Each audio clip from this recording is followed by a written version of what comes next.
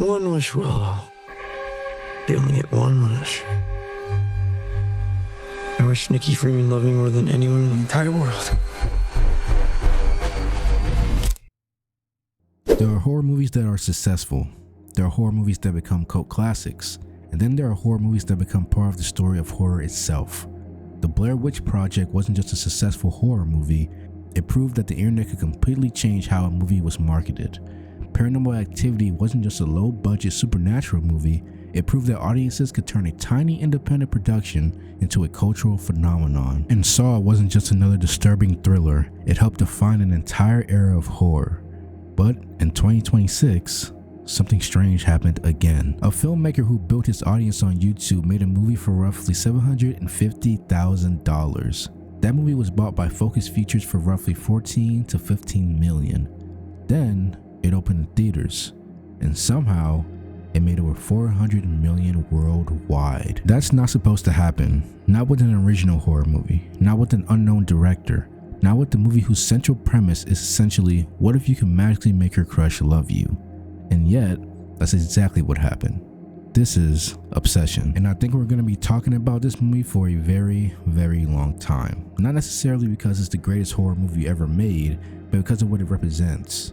The rise of internet filmmakers, the return of original theatrical horror, the power of the word of mouth, and a new generation of horror fans who don't need Hollywood to tell them what deserves their attention. Because Obsession isn't just a horror movie, it's a case study in where horror is going next.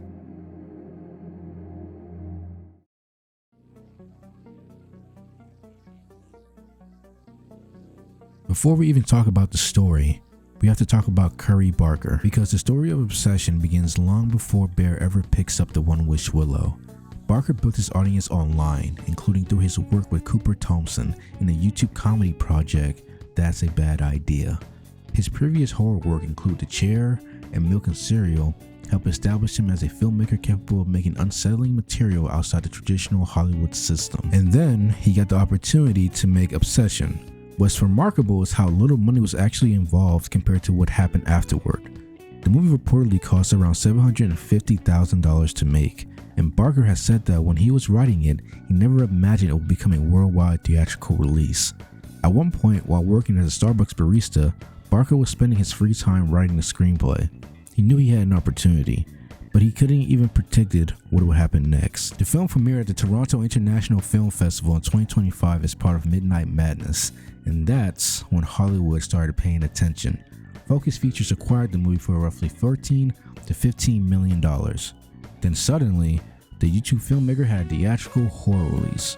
But that was only the beginning. Obsession opened to roughly $17 million. Then something incredibly unusual happened.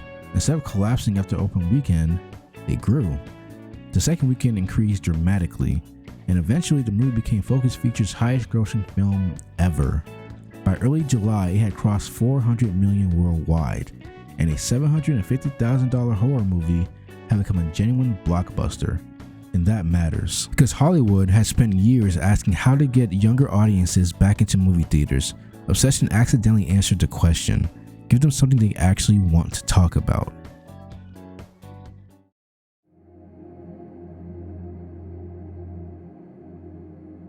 Let's talk about the movie itself, because the premise is almost ridiculously simple. Bear is in love with Nikki, he's known her for years, they work together, they're friends, and Bear is terrified of telling her how he feels. Not because Nikki necessarily hates him, but because rejection is terrifying. If he tells her, he might lose the friendship. So instead, he does nothing. Until he discovers the One Wish Willow. It's essentially a novelty store wish. Break it, make one wish. And Bear makes perhaps the most dangerous wish imaginable. He wants Nikki to love him more than anyone else in the world. And it works. That's the problem. Because Obsession isn't really a be careful what you wish for story. At least, not in the traditional sense. It's a story about what happens when you get exactly what you ask for. The One Wish Willow doesn't necessarily betray Bear. It doesn't simply twist his words into some hilarious technicality. Instead, it gives him exactly what he wanted. Nikki really does love him. She just doesn't love him like a human being anymore, and that distinction is everything.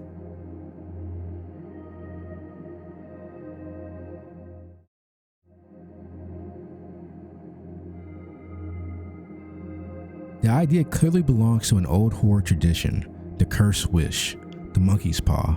Someone wants something desperately, they get it, and discover the consequences. Barker has specifically discussed being inspired by the Simpsons episode Treehouse of Horror 2, where Homer encounters the monkey's paw. That episode itself was riffing on W. Jacobs' famous 1902 story. So Obsession is taking a horror idea that's more than a century old and putting it into one of the most modern emotional situations imaginable. Not money, not immortality, not fame, love. That's why it works. Because wanting to be loved is something almost everyone understands. The movie takes that universal desire and asks, what if love stopped being a choice? What if someone couldn't stop loving you? And what if they couldn't even understand why they loved you? And most importantly, what if you were responsible for it? That is something much more disturbing than a simple cursed object story.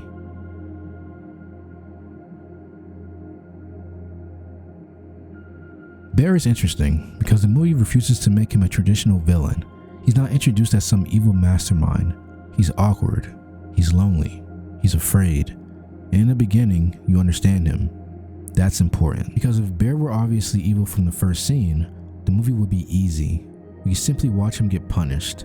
Instead, we watch normal human weaknesses become catastrophic. Bear wants Nikki. He wants to be loved. He doesn't want to risk rejection, so he takes a shortcut, and that shortcut becomes a nightmare. The tragedy is that Bear never really understands the difference between loving someone and wanting someone to love you. Those are completely different things. Love requires another person's freedom. Bear's wish removes that freedom, and the second he does that, whatever relationship he creates cannot possibly be real. That's the movie's central horror.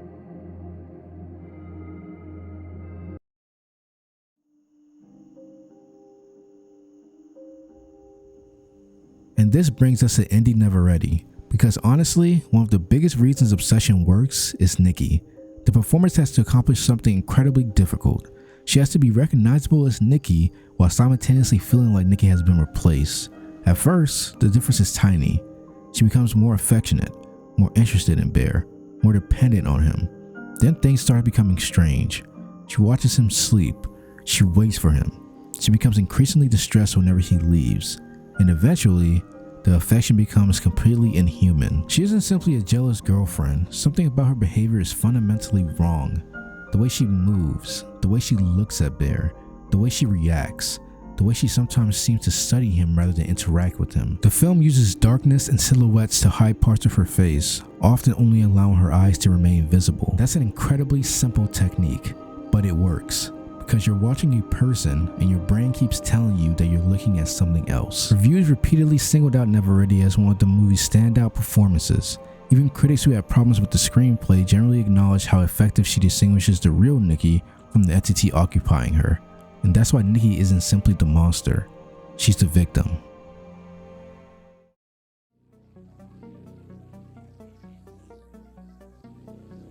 One of the most disturbing things about Obsession is the way the movie uses Bear's cat, because at first, it seems almost like a dark joke, but the cat becomes important because it shows us that whatever has taken over Nikki doesn't actually understand human love. It understands attachment. It sees what Bear loves and it tries to imitate those things. That's why some of Nikki's behavior becomes so strange. She's trying to become everything Bear could possibly love, but she doesn't understand the difference between affection and imitation. And that's what makes her behavior uncanny. She's performing love, not experiencing it. That's an important distinction, because the One Wish Willow hasn't created a perfect girlfriend. It's created something trying desperately to fulfill a command. Bear basically asked reality, make this person love me more than anything. And reality responded, okay. It just never promises that the result will still be human.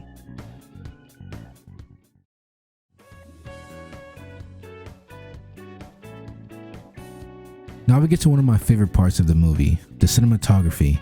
Barker worked with cinematographer Taylor Clemens, who was relatively new to horror, and instead of filling every scene with flashy camera movements, they rely heavily on composition, space, shadows, framing, what the audience can see, and what the audience can't. Clemens has talked about approaching the film by looking beyond the obvious and finding new ways to photograph fear, and you can feel that. The movie frequently gives characters room around them, sometimes too much room. Bear can appear isolated inside a frame even when another person is physically nearby. That creates an important contradiction. The characters are close, but emotionally they are worlds apart. That's exactly what the story is about.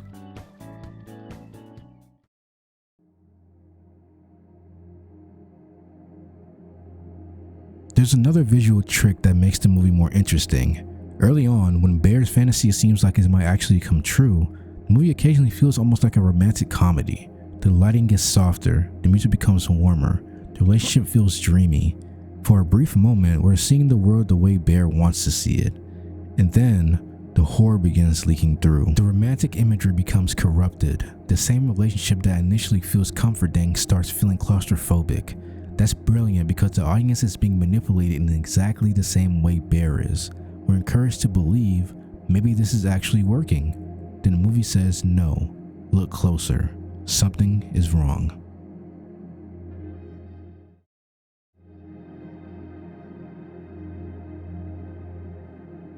Rock Burwell's score is another major piece of the puzzle. One of the film's cleverest techniques is taking music that initially feels romantic and letting darker sounds creep underneath it. You can have something that resembles the score of a romantic comedy, but underneath there's an ominous rumble. That creates cognitive dissonance. Your eyes are saying, this is romantic. Your ears are saying, something is very wrong. That contradiction creates dread, and it's especially effective because the film doesn't constantly scream at you. It lets silence do some of the work. A quiet room, a hallway, a door, someone standing in the corner. Sometimes the scariest thing in the frame is simply the possibility that something might happen.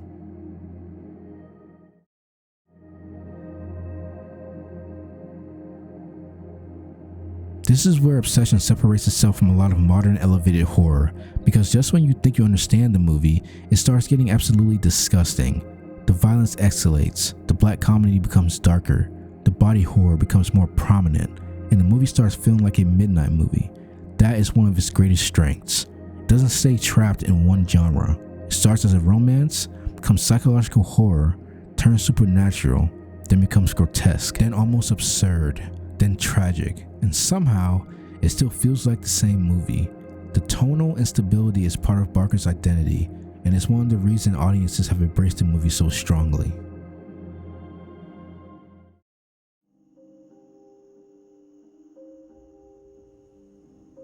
There is one sequence that perfectly represents Barker's approach to violence: Sarah's murder.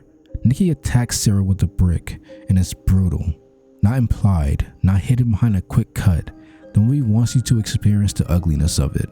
The scene is shocking because Sarah isn't some disposable horror character.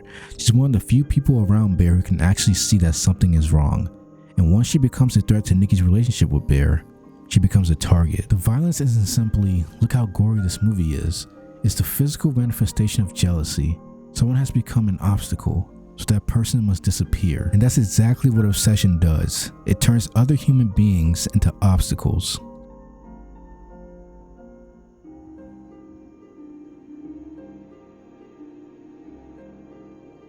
And Barker apparently pushed the violence even further. The film's first version received an NC-17 rating. One of the major changes involved the infamous head smashing sequence.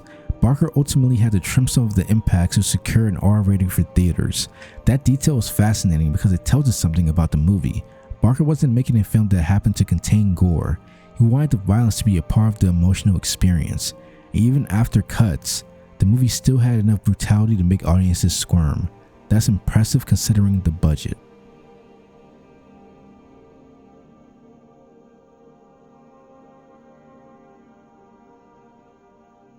Now, let's talk about the thing that makes the entire movie possible: the One Wish Willow. And here's the thing, the movie doesn't explain it. Not completely. We don't get 10 minutes of exposition explaining its origin. We don't meet the ancient demon who created it. We don't get a mythology lecture. And I think that's a good decision, because mystery is often scarier than the explanation. The One Wish Willow is almost treated like a cheap novelty.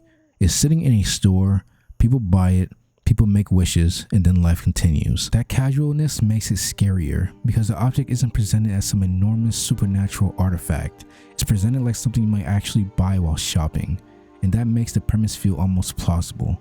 The movie essentially says, what if something capable of changing your entire life could be sitting on a shelf next to cheap gifts?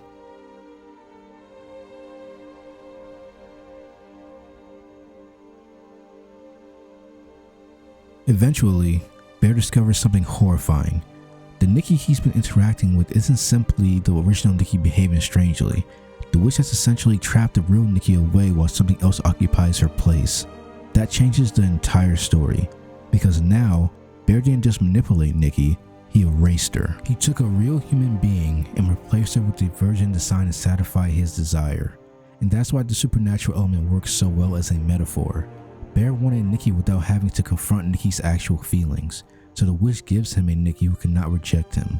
But that isn't Nikki, it's his fantasy. That's the most disturbing thing about the entire movie.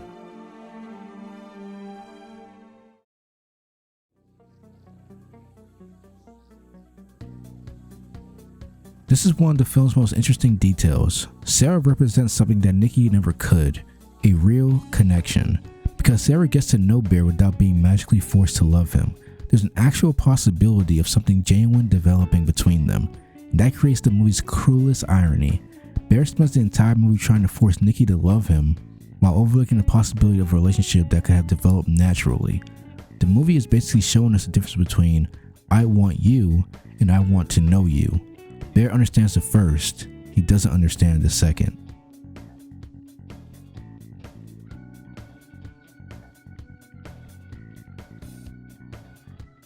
Then we have Ian, Bear's friend. Ian sees what the One-Wish Willow can do, and instead of wishing for love, he wishes for $1 billion. And for a moment, it seems like Ian figured out the game. Don't make an emotional wish, make a practical one. Except, this is obsession. So of course that doesn't work out either. The scene is funny, but it's also thematically important, because the movie isn't saying love is uniquely dangerous, it's saying human desire itself can be dangerous when you remove consequences. Give someone unlimited power, and sooner or later, they'll probably make a terrible decision.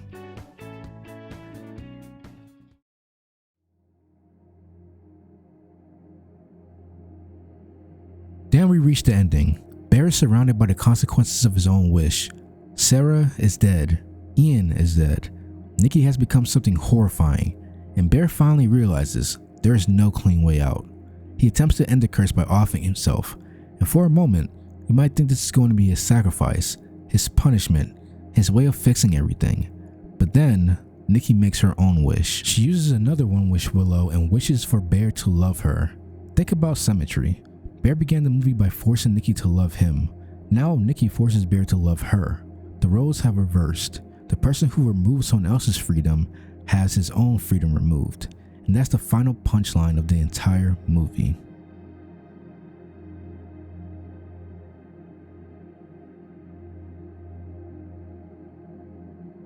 This is why the ending is so much smarter than a simple Bear dies conclusion. Bear wanted Nikki to love him more than anything, and eventually he becomes trapped in the exact same nightmare. He gets the thing he wanted, but now he understands what it means. That's a poetic horror. The punishment isn't simply death, the punishment is understanding. He finally knows what Nikki experienced. He knows what it means to have your emotions controlled, and he can't escape it. Bear's entire journey is basically a lesson in empathy, delivered far too late.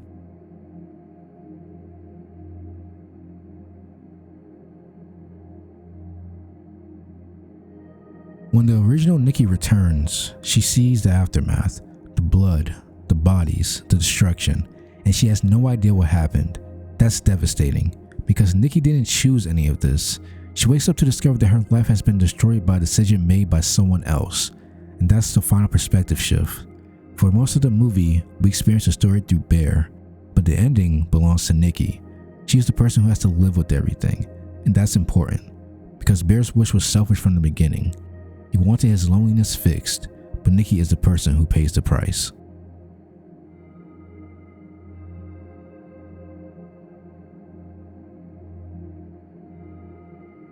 This is where I think Obsession becomes much more interesting than a simple horror movie, because the supernatural occurs essentially as a metaphor for removing consent. Bear decides, I want this person to love me, but he never asks, does she want to? That's the entire problem. You cannot manufacture genuine affection. You cannot force intimacy. You cannot wish someone into loving you, because the moment you remove their ability to choose, whatever you have isn't love anymore, it's possession. And that is why the movie's title is so important. It's not called love, is called Obsession, because the movie understands that obsession can look like love from the outside, but underneath, it's about ownership.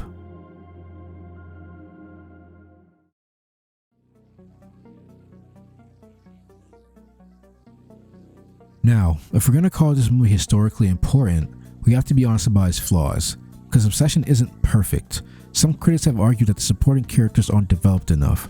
Others have pointed out that the movie's world building around the One Wish Willow doesn't always make complete logical sense. There are other questions the film simply doesn't answer, and some critics felt that Barker's themes about gender and entitlement aren't explored as deeply as the movie's premise suggests. The Harvard Crimson, for example, praised Neverretti's performance in the film's critique of male insecurity, while arguing that some of the script's indulgences weaken the overall result. Other critics have similarly questioned the film's internal logic, and honestly, I think that's okay, because becoming a classic doesn't require perfection. The Thing wasn't immediately embraced. The Shining was controversial. Halloween was criticized for being simplistic. The Blair Witch Project was attacked for a shaky camera. Movies can be messy and still become historically important.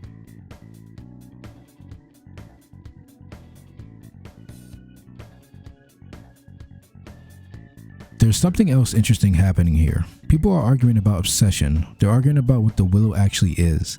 They're arguing about whether Bear is sympathetic. They're arguing about whether Nikki is a victim or a monster. They're arguing about the ending. They're arguing about whether the movie is genuinely deep, or simply a really entertaining horror movie with deeper ideas attached. And that's exactly what you want, because nobody makes hundreds of video essays about a movie they completely understand. Ambiguity creates discussion. Discussion creates community, and community creates longevity.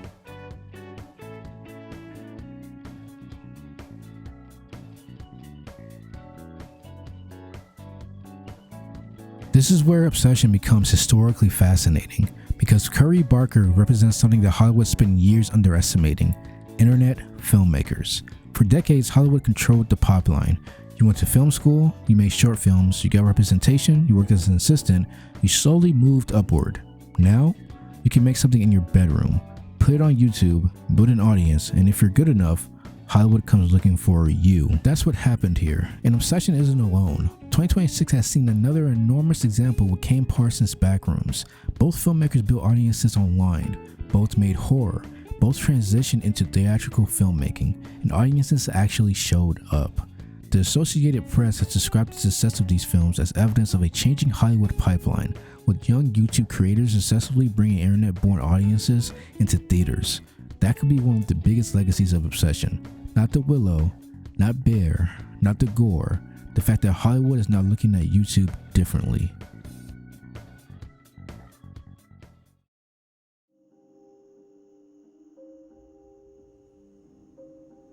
This is where the comparison gets really interesting. The Blair Witch Project became a phenomenon because the internet was used as part of the experience. The movie blurred the line between fiction and reality. Obsession is different, but there's a similar principle. Both films demonstrate that audiences can create momentum themselves. You don't necessarily need a gigantic marketing campaign. You need people to care enough to tell someone else, you have to see this.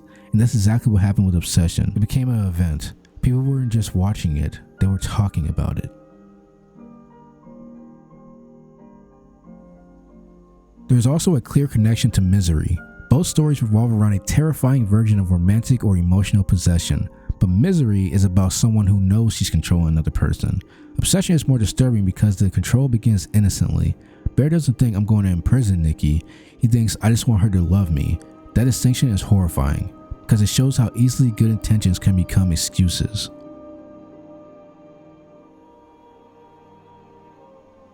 There's another modern comparison worth making: The Substance.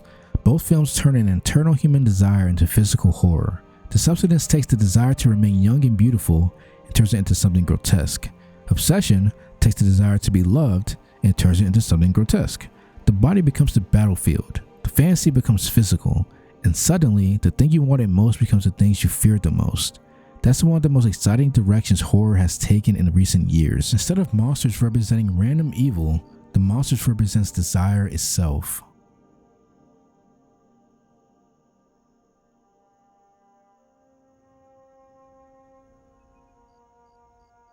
If Obsession has one performance I think people will remember, is Indy Neverretti.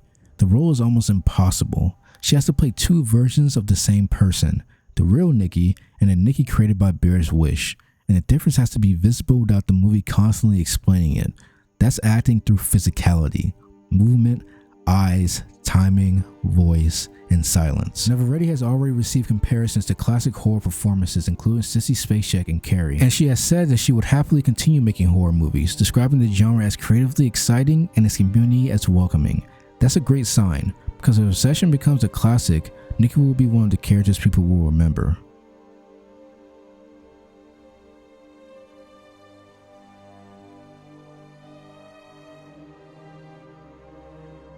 Here's what makes Barker's future so exciting. He understands internet storytelling, he understands pacing, he understands what makes people uncomfortable, but now he's learning how to do that inside a theatrical format, and that's a dangerous combination. Because the internet trained an entire generation of filmmakers to understand attention. Hollywood traditionally thinks in terms of scenes. Internet creators think in terms of, why should you keep watching? Those two philosophies are beginning to merge, and horror might be the perfect genre for it. Because horror has always been about controlling attention. What do you reveal? What do you hide? What do you cut? When do you stay? When do you make the audience wait? YouTube creators have been learning those skills for years. Now, they're bringing them into movies.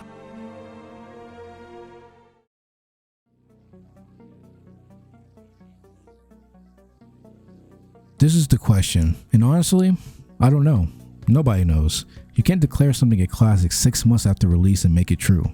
Time has to decide that. But I do think Obsession has something that many horror movies don't, a story behind the story. Think about how strange the whole journey is. A 26-year-old filmmaker from YouTube makes a horror movie for less than $1 million, gets picked up by Toronto International Film Festival, gets distributed by Focus Features, and watches it turn into a $400 million blockbuster. That's already an incredible Hollywood story. But then there's the movie itself, a cursed wish, a toxic relationship, a disturbing performance, a bizarre mixture of romance, comedy, psychological horror, and gore, and a final act that completely changes the meaning of the story.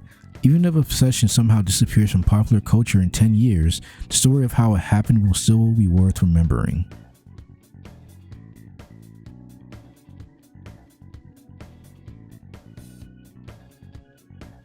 But here's my biggest argument. I don't think Obsession will go down in horror history because it's the scariest movie of 2026. I don't even think it's necessarily the best, but I think it matters because it represents possibility. It proves you can still make an original horror movie without a superhero, without a remake, without a massive franchise, without a recognizable monster, without a $100 million budget. You can take a strange idea, put talented people behind it, and let the audiences decide. And audiences decided. They showed up. Hundreds of millions of dollars later, Hollywood had no choice but to pay attention.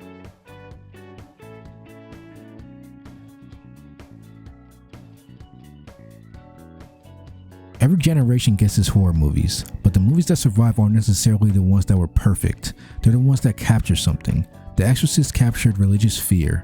Halloween captured the terror of the unknown. The Blair Witch Project captured the possibilities of the internet. Get Out captured social anxiety and racism. Hereditary captured family trauma. And Obsession may end up capturing something about our generation that we're only beginning to understand. The desire to be loved. The fear of rejection. The loneliness of modern life, and the temptation to turn another human being into an answer to your own problems. Bear didn't want to hurt Nikki. That's what makes the story so disturbing.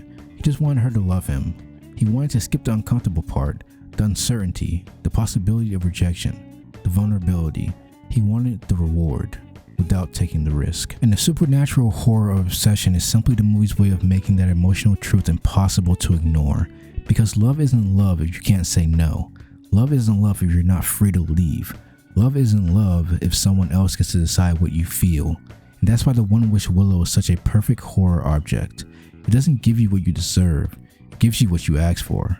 And sometimes what you ask for is the last thing in the world you should have. And maybe that's why Obsession has connected with audiences so strongly. Because underneath all the blood, all the bizarre imagery, all the screaming, all the supernatural insanity, there's a very simple fear. The fear that the person you love doesn't love you back. And maybe the scariest thing isn't hearing no, maybe the scariest thing is getting a yes that was never freely given. That's why I don't think Obsession is going to disappear anytime soon.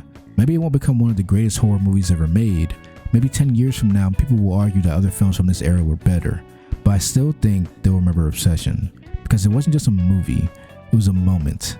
A YouTube filmmaker walked into Hollywood with a $750,000 horror movie and walked out with one of the biggest original horror hits of the decade. And if this is really the beginning of Curry Barker's career, then Obsession might eventually be remembered as something even more important. Not the peak of a filmmaker's career, but the moment we first realized he was just getting started. But that's what I think. What do you think? Is Obsession genuinely destined to become a horror classic, or are we watching a movie whose popularity is simply a product of the moment? And more importantly, where do you think Curry Barker goes from here? Let me know in the comments. If you enjoyed this deep dive, hit that like button and subscribe to my channel and turn on notifications for more horror, movies, and deep dives into films that deserve a second look. I'll see you in the next one.